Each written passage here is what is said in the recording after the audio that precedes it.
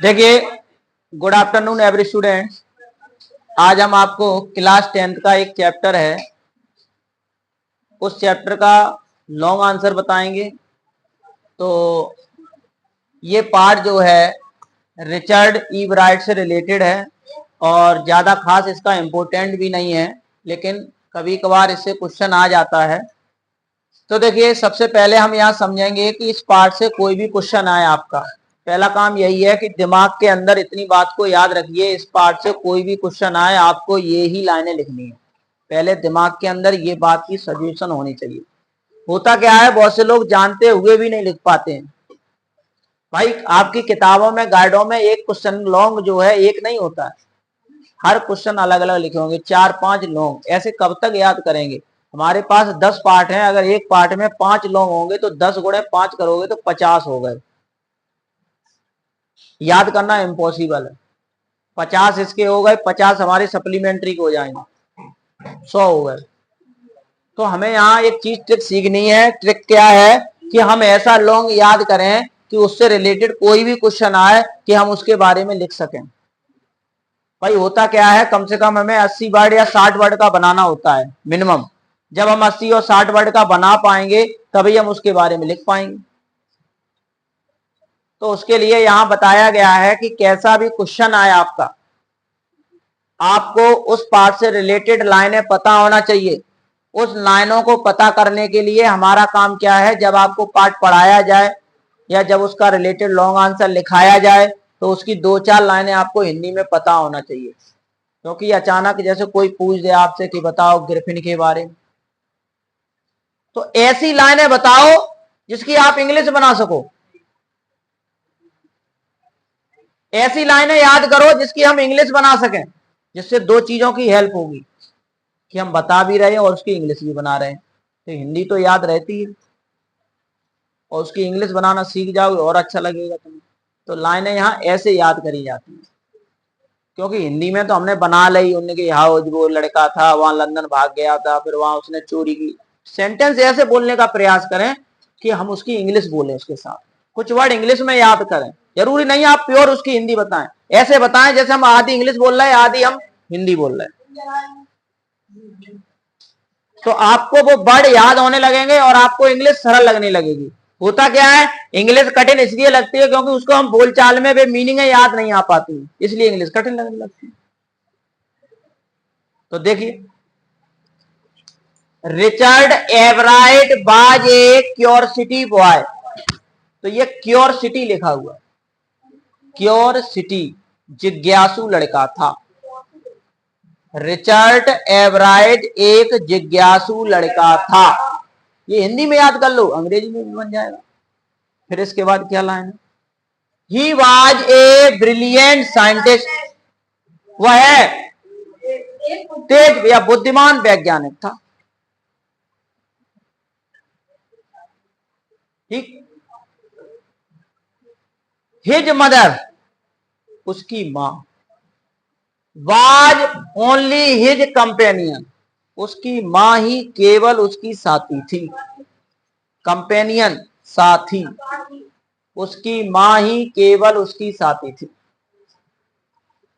And always encourage, encourage माने होता है साहस बढ़ाना, प्रोत्साहित करना। उसकी मां हमेशा प्रोत्साहित करती थी। एंड हेल्प हिम, और उसकी सहायता करती थी। सेंटेंस को हिंदी में भी याद रखिए, उसकी मां केवल उसकी साथी थी और हमेशा प्रोत्साहित करती थी और उसकी सहायता करती थी। तो हिज मदर, अब आपका जरूरी नहीं है कि हम बनाए टेंस वैसे बोलो, आप जो सेंटेंस पहले आ जाए उसको बना सकते हैं। His mother was only his companion and always encourage him and help him. अब आपको याद आ जाए कि हेल्प हिम पहले लिख दो तो कोई दिक्कत नहीं, लास्ट में लिख दो एंड ऑलवेज इनकरेज हिम।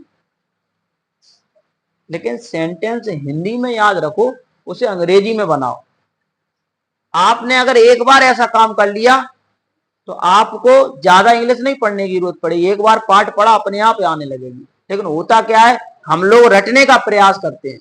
जब तक रटोगे, जब तक मन में डिसीजन ये बना रहेगा कि रटने से काम चल रहा है, नकल करने से काम चल रहा है, तब तक अंग्रेजी कठिन ही लगती रहेगी। कोई भी विषय कठिन लगता है। अगर आप 2-4 बार पढ़ोगे, उसकी हिंदी पहले लिख लो। जैसे रिचर्ड एवराइट एक तेज बुद्धिमान वैज्ञानिक था, वह कुशाग्र बुद्धि का था, वह जो है ब्रिलियंट साइंटिस्ट, वो लिखा हुआ है कुशाग्र बुद्धि की, ब्रिलियंट साइंटिस्ट। वह एक छोटा वैज्ञानिक था, ऐसे भी लाइन लिख सकते हैं, he was a young scientist. उसकी माँ ही केवल दोस्त थी, his mother was only his friend and उसकी सहायता करती थी, एंड हेल्प हिम लिख सकते हो। यानी सेंटेंस मन में बे याद रखो जिसकी हम अंग्रेजी बना सके। एक आध आप भूल रहे हो, कोई दिक्कत नहीं। इसके बाद क्या हुआ, हिज मदर उसकी मां, यूज टू टेक हिम उसे ले जाया करती थी। यूज का प्रयोग किया जाता है जाया करता था, यानी मैं स्कूल जाया करता हूं। जैसे सेंटेंस आ जाए मैं स्कूल जाया करता हूं, तो यूज टू का प्रयोग होता है। His mother use to take him, उसकी मां उसे ले जाया करती थी ऑन ट्रिप, यात्रा पर। फिर क्या करती थी उसकी माँ, जो है उसके लिए क्या खरीदती थी, bought him telescope, microscope, camera, ये चीजें खरीदती थी। टेलीस्कोप दूरदर्शी, माइक्रोस्कोप सूक्ष्मदर्शी, और कैमरा तो आप जानते हैं। तो उसकी माँ उसे यात्रा पर ले जाया करती थी और उसके लिए क्या क्या चीजें खरीदती थी, देखो, ब्रॉट हिम, ब्रॉट माने लेना, ब्रॉट लिख लो या बॉट हिम लिख लो, या लाया करती थी, ठीक है। ब्रॉट लिखा है, यहाँ बॉट भी यूज कर सकते हैं, ठीक है। ब्रॉट माने लाया करती थी, ठीक। ब्रॉट हिम उसके लिए लाया करती थी क्या, टेलीस्कोप माने होता है दूरदर्शी, जो दूर की चीजों को देखने के लिए यूज किया जाता है। माइक्रोस्कोप सूक्ष्मदर्शी, छोटी छोटी चीजों को देखने में यूज किया जाता है। और कैमरा तो आप जानते हो आज के जमाने में। सी गेव हिम ए बुक, ये इंपोर्टेंट लाइन है। सी गेव हिम ए बुक, उन्होंने उसे एक किताब दी। ये लाइन याद रखिए, जरूर 100% कहीं ना कहीं प्रश्न मिलेगा।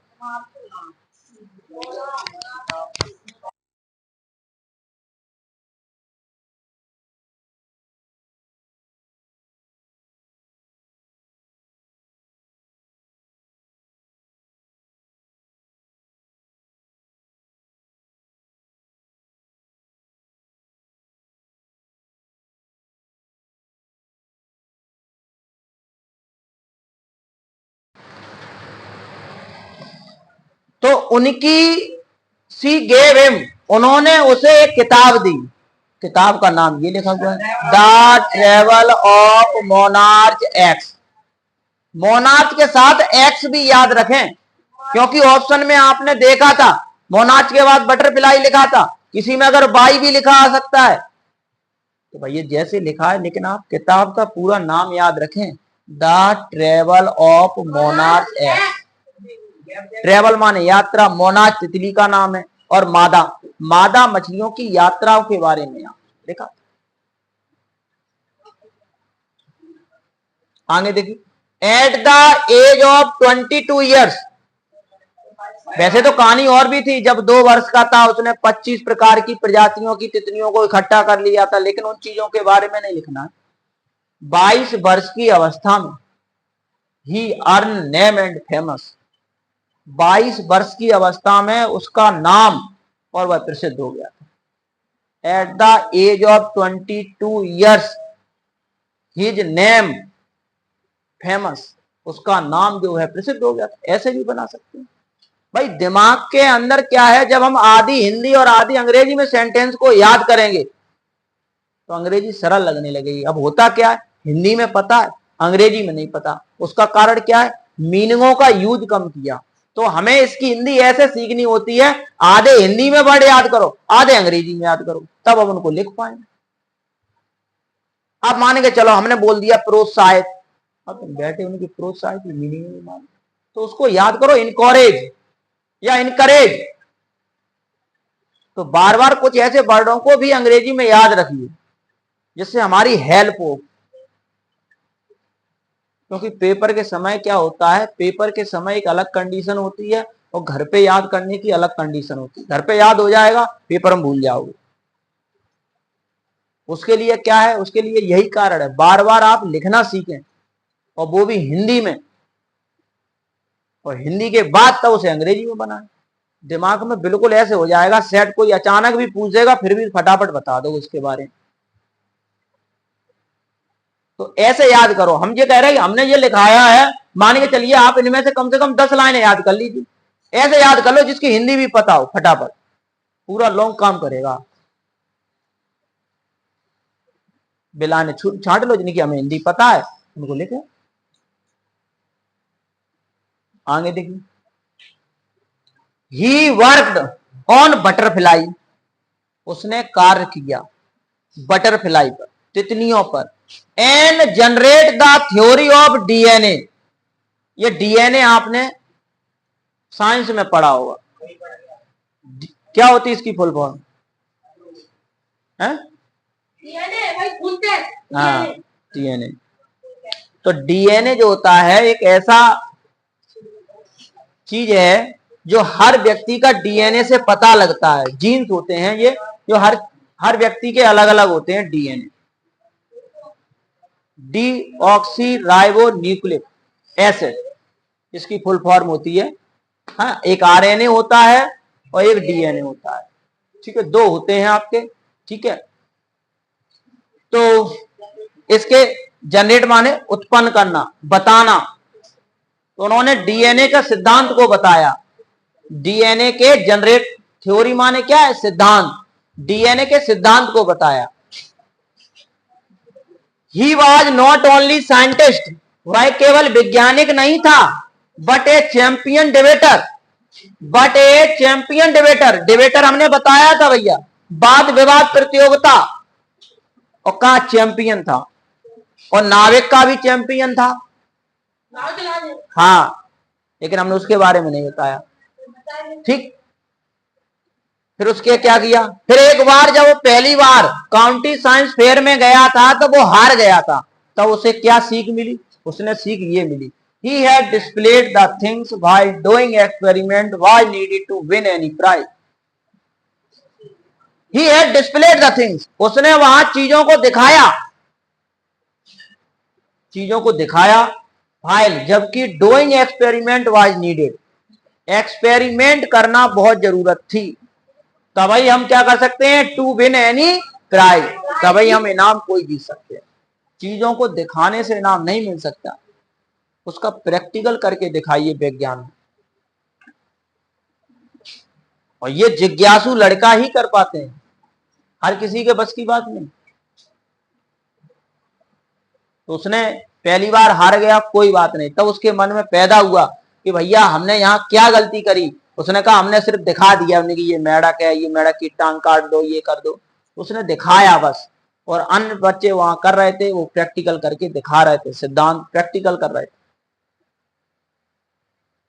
जैसे कोई कह दे कि भैया 2 तार हैं, मिलाओ करंट आएगा, तो अब एक तो ये हो गया कि बता दिया। अब उनमें से कोई एक बच्चा उन्हें चेक करे, उन्हें करंट आता है, पकड़ के भी चेक कर सकता है, तो उसे पता चलेगा हाँ भाई साहब करंट आता है। अब 2 तरीके होते हैं, पहली बार जैसे बताया जाता है, उनने की तार है, उनने की लकड़ी को छुआ लगाइयो तो नहीं आएगा, उनने की तार लखियो तो आ जाएगा, तो उसे दिमाग में आएगा उनकी तार में करंट आ रहा है, लकड़िया में नहीं आ रहा। अब पेंसिल रखोगे, पेंसिल में करंट आ जाएगा। अब कचलो दिमाग लगा रहे, पेंसिल तो लकड़ी है, वो तो कैसे करंट आ जाएगा। हाँ, तो नुक जो होती है उसमें करंट आता है। अब जिसने प्रैक्टिकल करा हो, एक आधा है बताया गया होगा, टीचर ने बताया तो नया बना दिया, सजीन सही बताई बात नहीं, लकड़िया की नहीं, कहां से करंट आ जाएगा। तो आगे देखिए, win any prize, he did more work on hormone from the gold spot, सुनहरे धब्बे के ऊपर हार्मोन है, उनके ऊपर उसने अधिक कार्य किया। सुनहरे धब्बे, गोल्ड स्पोर्ट, सुनहरे धब्बे, स्पोर्ट माने धब्बे। And was able to identify the hormone, और उसने हार्मोन्स को पहचानने में पूरी मदद मिली, उसे पहचान लिया। आइडेंटिटी माने क्या होता है? पहचानना। आइडेंटिटी द हार्मोन्स, हार्मोन्स की पहचान कर ली। कौन से? केमिकल स्ट्रक्चर, रासायनिक ढांचा, रासायनिक ढांचा के हार्मोन्स की पहचान कर ली। तो ये केमिकल स्ट्रक्चर लिखा हुआ है। कोई भी मीनिंग हो अभी पूछ सकते हैं आप हमसे, देख लो कोई भी मीनिंग हो ऐसी जो कठिन हो, आपको नहीं आ रही हो, पूछ लो उसको। है बताओ। केमिकल स्ट्रक्चर में होता है रासायनिक ढांचा,